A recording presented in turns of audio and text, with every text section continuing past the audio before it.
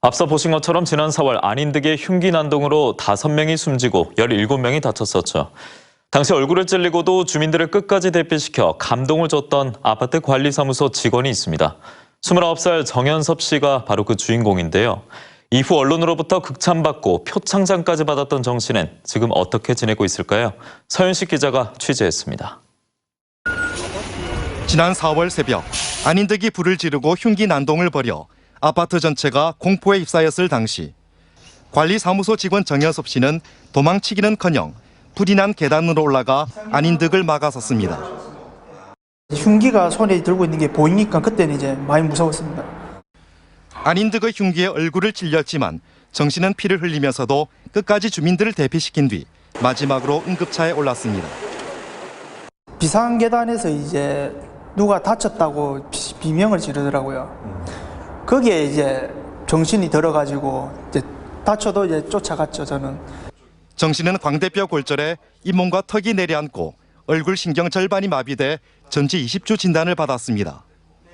2달간 수술과 입원 등 치료를 받으며 산업재해 휴업급여를 신청했지만 근로복지공단이 준 돈은 하루치 급여 6만 6천 원뿐.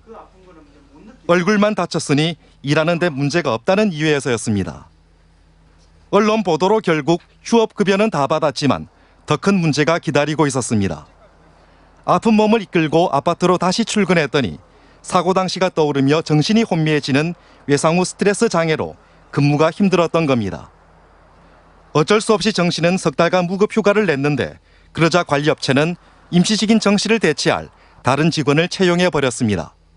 정 씨는 결국 사직서를 냈습니다.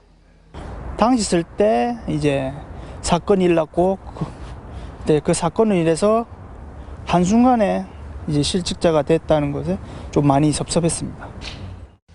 의로운 시민이라며 표창장까지 준 LH는 특혜 소지가 있어 특별 채용은 힘들다는 입장입니다. 노부모와 할아버지를 돌봐야 하는 정 씨는 전기와 전자계통 자격증이 3개나 있지만 다른 자격증 취득을 준비하며 일자리를 알아보고 있습니다. 빨리 일자리를 찾는 게 제일 1순위입니다. 집안 이제 생계를 도와드릴 수도 있고. 자기 몸을 던져 주민들을 구했던 정 씨가 직장을 잃고 생활고에 시달리는 현실. 옛 동료들은 정의롭고 성실한 정 씨를 누군가 특별 채용해달라고 호소했습니다. 근무자 역할을 최선을 다했음에도 불구하고 실직된 이런 게 발생이 되면은 밤에 누가 내 몸을 던져가면서 이런 의로운 일을 할 수 있겠는가? MBC 뉴스 서윤식입니다.